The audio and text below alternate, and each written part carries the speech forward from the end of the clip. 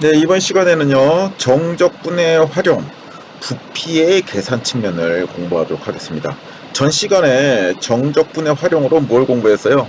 넓이를 계산하는 방법을 배웠죠. 바로 그 넓이를 계산하는 방법을 다시 한번 정리를 한번 해보도록 하겠습니다. 왜 정리를 하느냐? 부피도 같은 관점에서 우리가 이론을 전개, 확장해 나갈 수 있기 때문에 넓이를 다시 한번 언급을 해드리는 겁니다.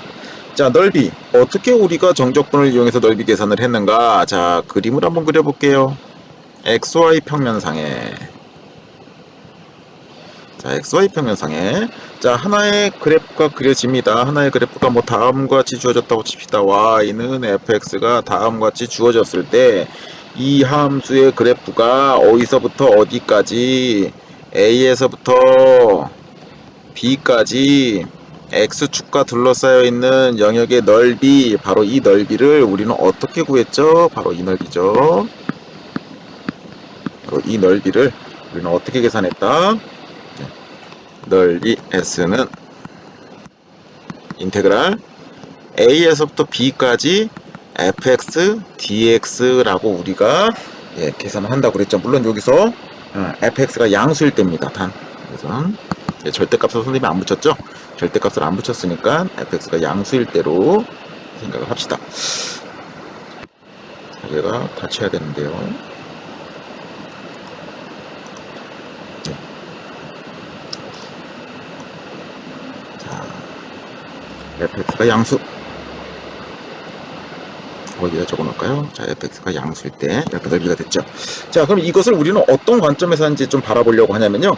자, 지금 적분 A에서부터 B까지 fx dx란 말이에요. 자, 적분이라는 것의 뜻이 적분, 여기에 적자가요.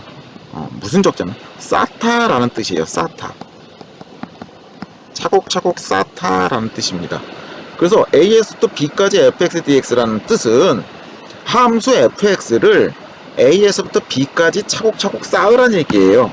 그럼 바로 fx가 바로 뭐냐? 하나의 점이 x가 있다면 이 점 x에 대한 함수값, 즉 이 선분의 길이가 바로 fx가 되는 거죠. 바로 이 fx, 선분의 길이가 fx란 말이에요. 근데 이러한 선분을 어디서부터 어디까지 쌓아 나가라? A에서부터 어떻게 해라? 쭉쭉쭉쭉 계속 쌓아 나가라. 어디까지? B까지 계속 쌓아 나가라 이 말입니다. A에서부터 B까지 계속 쌓아 나가라. 그럼 선을 계속 쌓으면 뭐가 되겠습니까? 선분을 즉 fx죠. 선분을 계속 쌓으면 뭐가 됩니까? 바로 면적이 되는 거죠. 면적이 된다는 얘기입니다. 바로 이 면적이 바로 뭘 의미하는 거예요? 넓이를 의미한다 이 말이죠. 넓이를 의미한다. 그래서 넓이는 함수의 값 fx를 차곡차곡 쌓는다. 정적분을 하면 된다. 이런 관점으로 우리가 해석을 해볼 수 있는 겁니다. 자, 이 얘기를 왜 했냐면요. 부피도 마찬가지 관점에서 우리가 식을 만들어낼 수가 있다는 겁니다.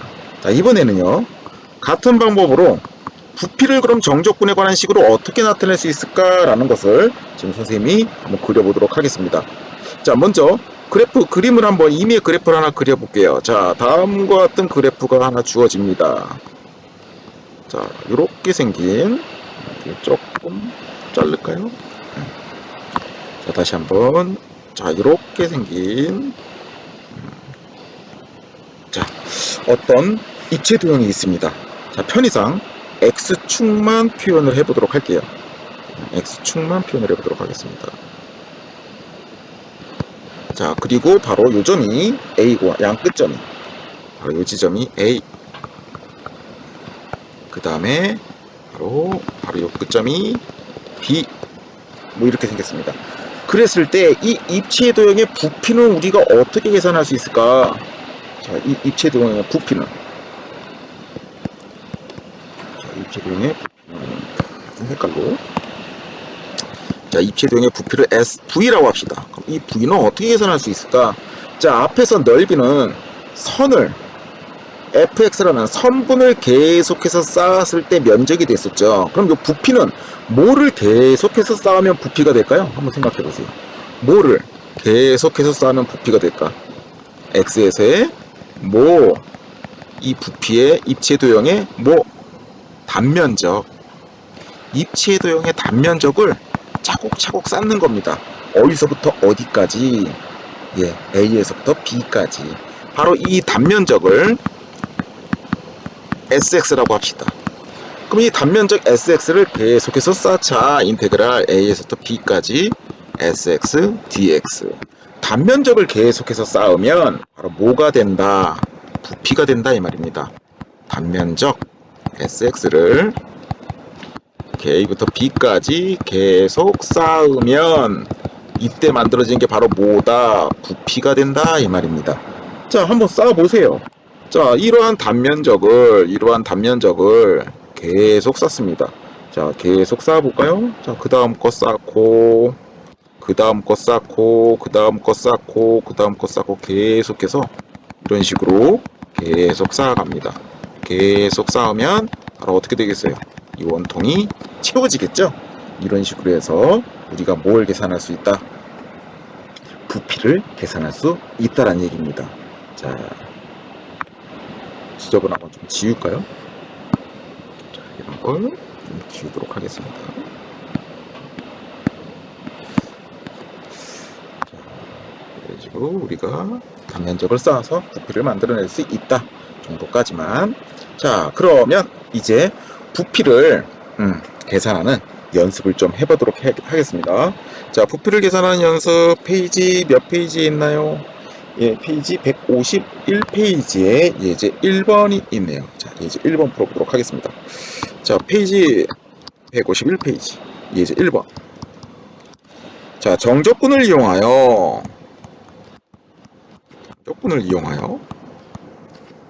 자, 밑면의 반지름의 길이가 몇이고 4이고 높이가 몇인 높이가 8인 그러한 뭐를 구하라? 원뿔의 부피를 구하라고 했습니다. 자, 원뿔의 부피는 어떻게 되겠느냐라고 했어요. 자, 이것은 공식도 있습니다. 첫 번째, 자, 공식을 이용해 볼까요? 자, 공식을 이용하면 어떻게 돼요? 원뿔의 부피는, 자, 부피 V는 3분의 1 곱하기 밑넓이 곱하기 높이죠. 그쵸? 밑넓이에다 높이를 곱한 다음에 뿔은요 3분의 1을 곱하면 됩니다. 자, 이렇게 계산하면 어떻게 됩니까? 3분의 1 곱하기 밑변의 반지름이 4라고 그랬잖아요. 그쵸? 따라서 파이 r 제곱 파이 4의 제곱 그다음 높이가 몇이라고 했어요? 8이죠? 자, 이렇게 계산하면 되겠습니다. 정리하면 3분의 4, 4, 16 곱하기 8 8일은 8 8, 6에 48 128 128이 되겠네요. 그래서 3분의 128 파이가 되는 겁니다. 공식을 이용해서 이렇게 계산할 수 있습니다. 근데 이제 이것을 우리는 정적분을 이용해서 계산을 해보자. 자, 정적분으로의 부피 계산은 어떻게 계산한다고 그랬습니까? 가장 중요한 핵심이 바로 뭐예요? 단면적을 구해야 되는 거죠. 단면적을 쌓아라. 단면적을 적분하라 라는 얘기예요. 그럼 단면적을 적분하기 위해서 한번 그림을 그려보도록 할게요. 자, 그림 그려볼게요. 어떻게 생겼습니까? 원뿔. 야, 밑에 밑면이 원이죠. 자, 밑면이 원이고 그 다음에 어떻게 뿔의 형태로 이렇게 생겼죠. 자, 이렇게 생겼습니다. 자, 밑면에 반지름이 주어졌죠. 반지름이 몇이다? 4라고 주어졌습니다. 자, 밑면에 반지름이 4 이렇게 주어졌습니다. 높이가 몇으로 주어졌습니까? 네, 높이가 8로 주어졌죠. 8. 자, 이렇게 높이가 8 이렇게 주어졌습니다. 자, 그랬을 때 이 원뿔의 부피는 어떻게 단면적을 차곡차곡 쌓으면 된다고 그랬단 말이에요. 그럼 단면적을 어떻게 쌓을까? 자, 이렇게 쌓으면 되겠죠. 자, 이렇게 하나 이런 식으로 이런 단면적을 차곡차곡 위에서부터 밑에까지 이렇게 차곡차곡 쌓아 나가면 되겠죠. 이렇게 쌓으면 되겠죠. 바로 이 단면적을 SX라고 하자 이 말입니다. 단면적을 SX라고 하면은 여기 보면 지금 원의 형태가 두 개가 만들어져 있죠. 첫 번째 원 바로 요놈과 그쵸? 두 번째 원 바로 어떤 녀석? 이 녀석. 그쵸? 자, 이 두 개가 서로 어떤 관계다? 이 두 개 단면적은 원이죠. 바로 이 두 개는 서로 무슨 관계다? 두 원은 닮음 관계라는 얘기죠.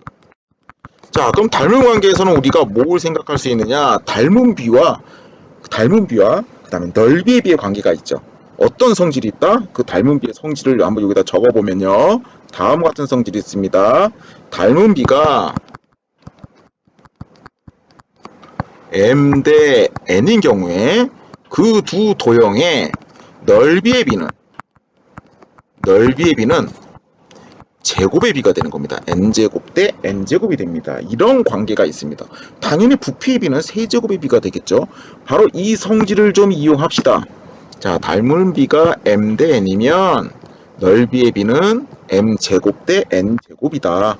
그러면 이제 이 관계를 쓰면 어떻게 우리가 쓸 수 있느냐?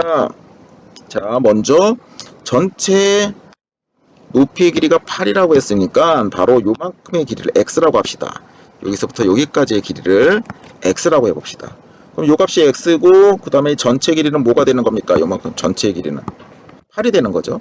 그리고 요 길이는 4죠. 그리고 요 길이는 뭔지 모르겠지만 어쨌건 지금 보면요. 첫 번째 원과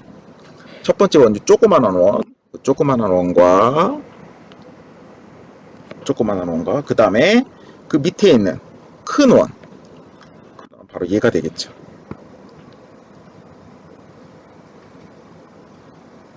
자, 이 두 원의 닮은 비는 몇 대 몇이라고 얘기할 수 있겠어요? 몇 대 몇이라고?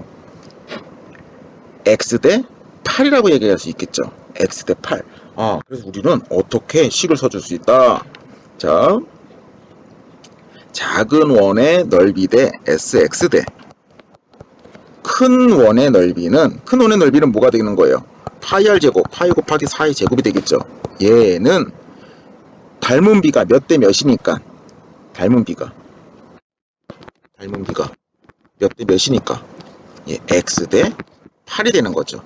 작은 원과 큰 원의 닮은 비는 x 대 8이 되는 거죠. x 대 8이기 때문에 몇 대 몇이 된다? x 제곱 대 8의 제곱이 되는 거죠. 이런 관계를 써줄 수 있다 이 말입니다. 닮은 비로부터 우리는 넓이의 비에 대한 비례식을 써줄 수 있다는 얘기죠. 넓이의 비는 제곱의 비니까 이렇게 써줄 수 있다는 얘기다. 그럼 여기서 우리가 sx라는 단면적의 식을 얻어낼 수 있는 거죠. 어떻게 얻어낼 수 있습니까? 내양의 곱은 외양의 곱과 같다. 따라서 어떻게 16파이 곱하기 x 제곱은 88에 64 곱하기 sx가 되는 거죠.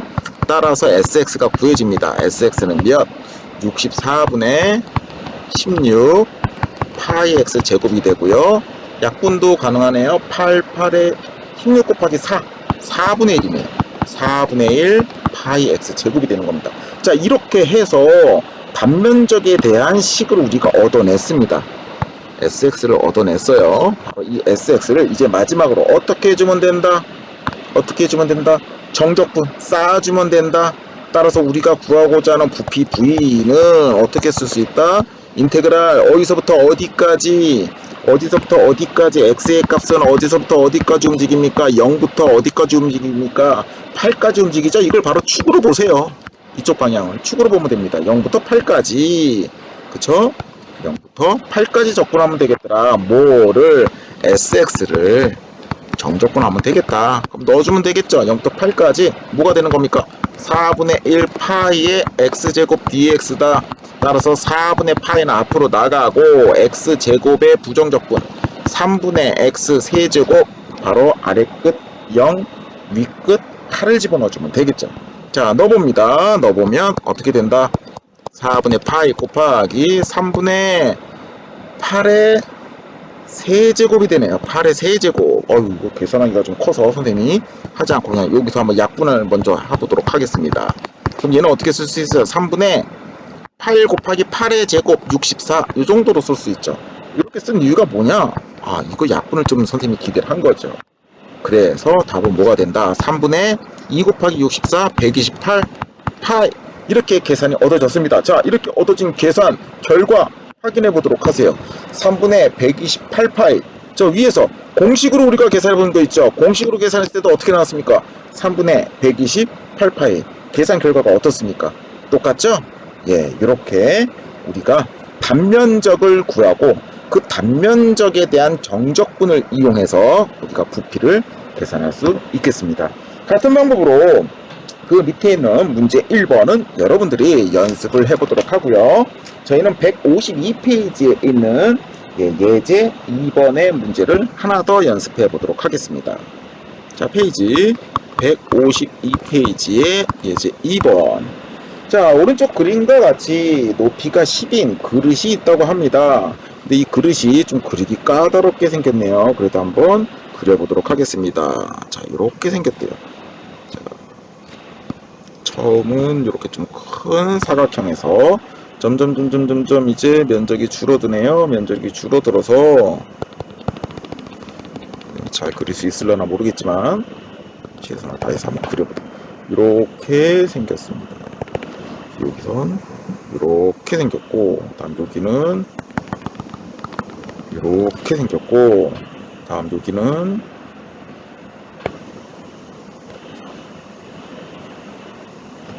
좀 더 갈까요? 이렇게 생겼고, 그 다음 여기는 오호, 잘 그릴 수 있으려나 모르겠네.